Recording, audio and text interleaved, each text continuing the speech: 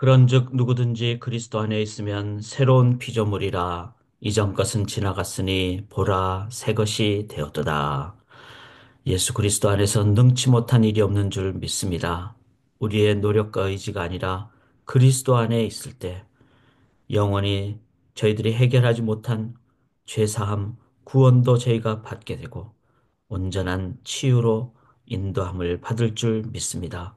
주님, 그 주님 앞에 이제 나옵나니 오늘도 새로운 피조물로 귀한 생명의 삶 살아가도록 도와주시옵소서.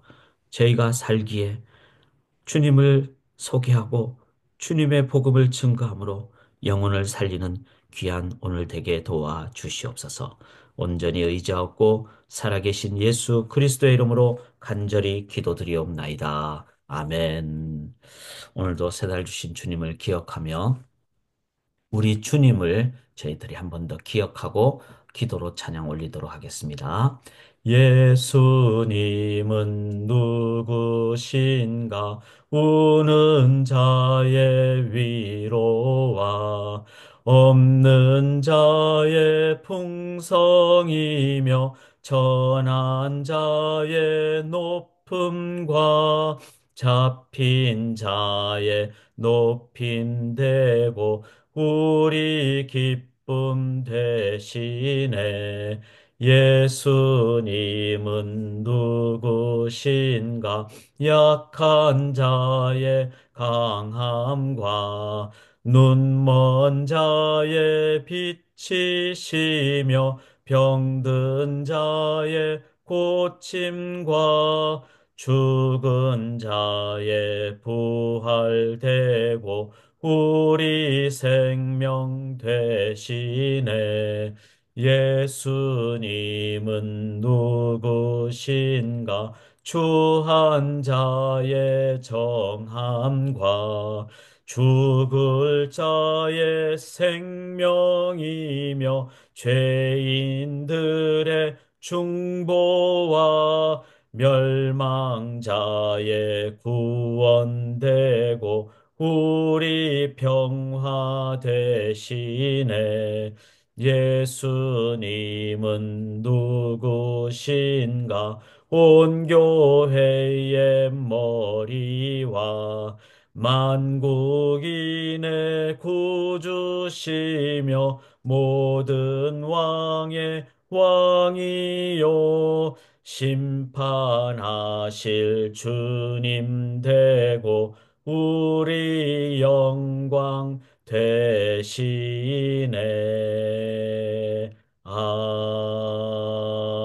아멘. 네, 참 찬송가가 참 중요합니다. 이 찬송가들을 저희들이 참 자주 부르고 우리 자녀들과 함께도 부르고 그렇게 되기를 원합니다.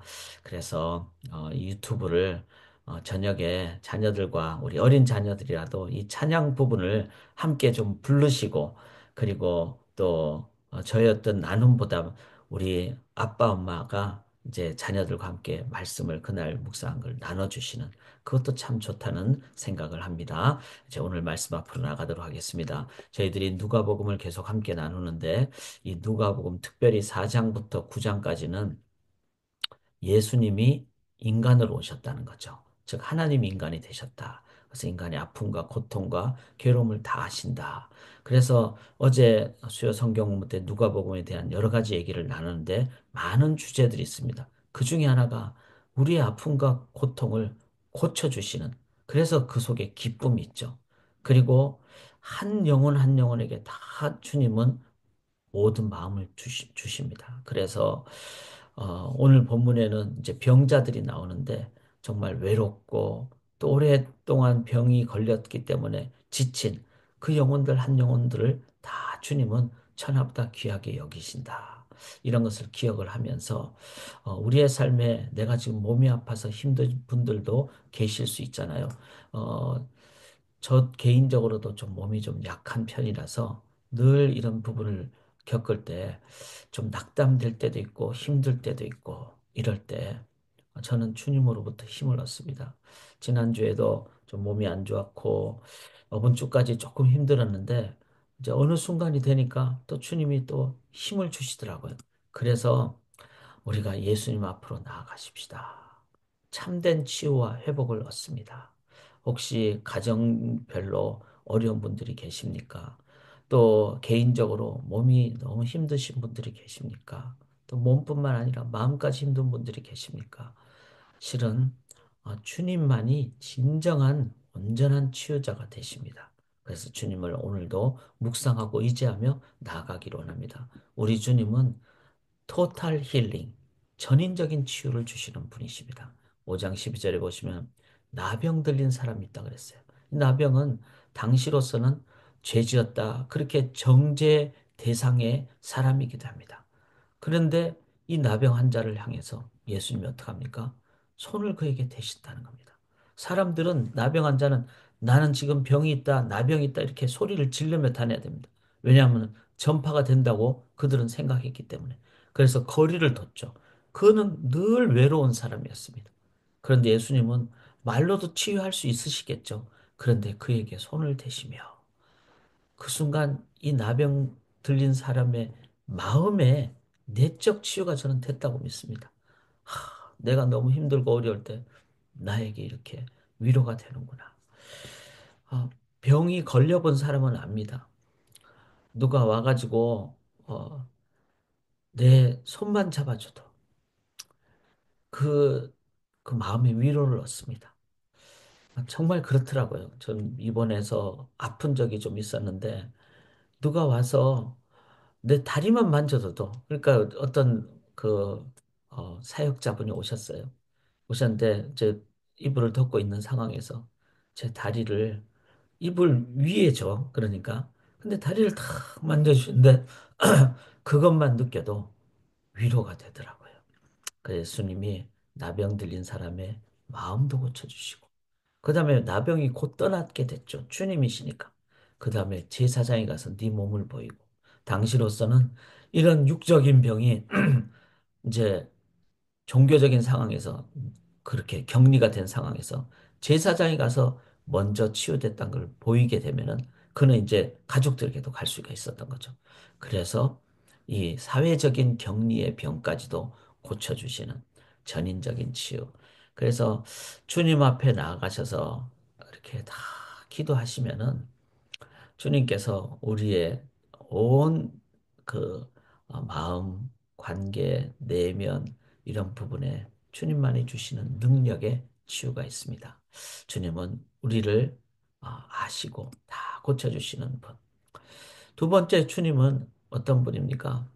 여기 중풍병자 들린 사람이죠. 이 사람은 자기 혼자 못 오는 사람입니다. 그런데 그들의 믿음을 보시고 친구들이 이렇게 낫게 해주시겠다는 그 사람. 그리고는 이 사람아 그랬어요. 그러니까 그들의 믿음은 친구들의 믿음뿐만 아니라 이 중풍병 걸린 사람 말도 못하겠죠. 그런데 그 사람을 향해서 뭐라 그럽니까? 죄 사함을 받았다 그랬어요. 이게 재밌잖아요. 병을 낫게 해줘야지 왜 죄 사함이라 그랬을까? 그것은 이 사람 속에 있는 그 근본적인 우리들의 연약함, 이거는 하나님을 떠난 것. 그것 때문에 신은 우리의 삶의 모든 영역이 다 문제가 생긴 거잖아요. 그래서 이 사람 마음 속에 있는 진정한 그 하나님을 떠난 그것으로 인한 연약함. 그래서 주님은 우리에게 영혼 구원을 해주시는 분. 사랑하는 여러분, 우리가 왜 주님 앞에 나가야 될까요? 단순히 내 마음의 병, 아니면 관계의 어려움, 아니면 육신의 병, 그것을 넘어서 우리 영혼의 병, 즉, 죄 사함을 받는 것. 이것은 주님밖에 할 수가 없습니다. 그래서 주님은 그걸 가르쳐 주시기 위해서 네 죄 사함을 받았느니라. 그리고 죄만 사해 주실 뿐만 아니라 그 다음에 보면은 이 사람 이렇게 중풍병자에게 말씀하실 때 24절에 내 침상을 가지고 집으로 가라. 즉 육신의 병도 고쳐주시는 전인 치유와 영혼 구원을 행해 주시는 우리 주님. 뿐만 아니라 주님은 이런 상황 가운데서 어떻게 하십니까? 수많은 사람들이 와서 모이지만 5장 16절에 예수는 물러가사 한적한 곳에서 기도하시는 인간으로 오셨기에 우리가 정말 무엇을 해야 되는지를 아시죠? 그것은 하나님과의 관계입니다. 그래서 우리가 오늘도 이 새벽 한적한 곳에서 여러분 각 처소가 기도의 자리, 말씀 묵상의 자리가 되실 때 저는 가정이 성전이 된다고 저는 믿습니다. 주님이 함께 하시는 곳, 기도의 자리가 성전이잖아요. 그것을 자녀들이 보지 않겠어요? 야, 우리 아빠, 엄마가 저 자리에서 말씀 묵상하더라. 저 자리에서 기도하더라. 새벽에 그냥 소변이 마려워서 딱 일어났는데 우리 엄마가 찬송을 하더라. 아침 6시에 찬송으로 시작하잖아요. 이것이 바로 신앙 모범입니다. 예수님은 그렇게 하나님과의 관계에 소홀히 하지 않으셨습니다. 그리고는 5장 17절에 하루는 가르치실 때. 참 저는 이게 중요하더라고요. 예수님은 병만 고치신 게 아니에요. 말씀을 먼저 기본적으로 주시고. 어제 본문에서도 물고기 한 마리 못 잡은 베드로를 향해서 그냥 물고기 잡아라 이렇게 하지 않았어요. 베드로의 배에 올라가서 말씀을 전하셨습니다. 사랑하는 여러분, 이 예수님 안에는 답이 다 있어요. 전인적인 치유와 영혼 구원과 신앙에 우리가 따라가야 될 모범. 그래서 우리가 예수님을 누구로? 우리의 영적 스승으로 모시고 주님 앞으로 나아갈 때, 그때 주님에 의해서 전인적인 치유와 온전한 회복, 구원과 그리고 우리가 평생 따라가야 될 예수님, 스승 되시는 예수님의 모범이 있을 줄 믿습니다. 오늘 이 찬송 저는 참 좋다고 생각합니다. 예수님에 대해서 다 가르쳐 주시기 때문에 저녁에 한번 자녀들과도 한번 부르시고 그렇게 우리 주님으로 인해서 온전한 치유를 받으시는 그리고 제자가 되시는 우리 성도님들 되시기를 주님의 이름으로 간절히 기원합니다. 제가 키워드를 늘 강조하잖아요. 저는 오늘 이것을 기억하기 위해서 제가 새벽에 일어나서 묵상하고 키워드를 이렇게 적었습니다. 전치 52주. 키워드는 좀 우스꽝스러운 키워드가 많아요. 전치 52주라는 말은 전인치유 52주. 여러분, 전치 2주만 제가 누구로부터 맞아도 뭐 고소하려고 그러고 막 형사 고소하려고 그러지 않겠어요? 그런데 우리는 전치 52주 걸린 중환자예요. 그렇잖아요. 죄인이고 주님을 해서 구원받았지만 주님을 떠나면 한순간도 제대로 살지 못하는 전치 52주. 52주는 뭡니까? 1년 52주. 1년 내내 우리들은 전치 죄인들 그러나 주님 앞에 나갈 때는 전인 치유받는 전치 52주. 저는 그렇게 키워드를 잡았어요. 주님 앞에 나갈 때 온전히 회복되는 평생 1년 내내 매일이 될 줄 믿습니다. 살아계신 하나님, 주님 앞에 나아갑니다. 주님 안에 참된 치유가 있고 참된 회복이 있고 온전한 능력이 있는 줄 믿습니다. 1년 365일, 1년 52주 일주일 7일 매일 24시간 주님 앞에 나아감으로 치유받고 치유하는 주의 백성들, 제자들 되게 도와 주시옵소서. 가정에 치유가 일어나게 도와주시고 우리 개인의 삶에 회복이 일어나게 도와주시고 이 병든 사회에 주님의 제자들로 말미암아 참된 회복이 일어나게 도와 주시옵소서. 믿사오며 살아계신 예수 그리스도의 이름으로 간절히 기도드리옵나이다. 아멘.